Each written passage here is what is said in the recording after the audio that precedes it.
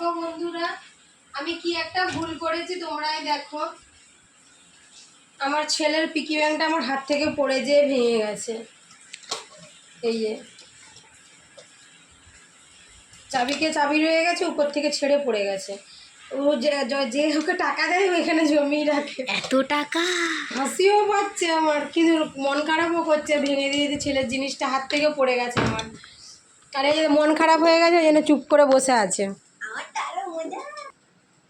ও প্রথমে হাসছিল, ভাবছিল যে ভাঙেনি, আমি মজা করছি। তারপরে দেখো এই যে মুখ রাগে বসে আছে। আমি আবার একটা কিনে দেবো, আমার হাত থেকে পড়ে গেছে, কি করব। আমার সত্যি খারাপ লাগছে।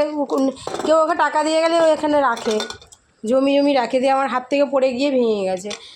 আর একটা এনে দিতে, এখানে চাবি রয়ে গেছে, আর এখান থেকে ভেঙে গেছে, এটা খুলে গেছে হাত থেকে পড়ে গিয়ে।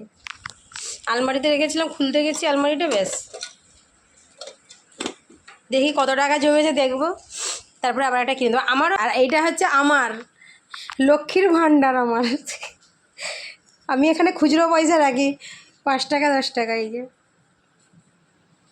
নোটগুলো রাখলে প্রচুর নষ্ট হয়ে যায়, আগে রাখতাম নষ্ট হয়ে যেত, ওই জন্য এখন খুচরো পয়সা রাখি।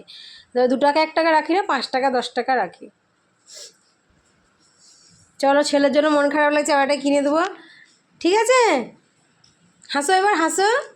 এই যে হাসছে। ঠিক আছে, চলো বন্ধুরা, টাটা।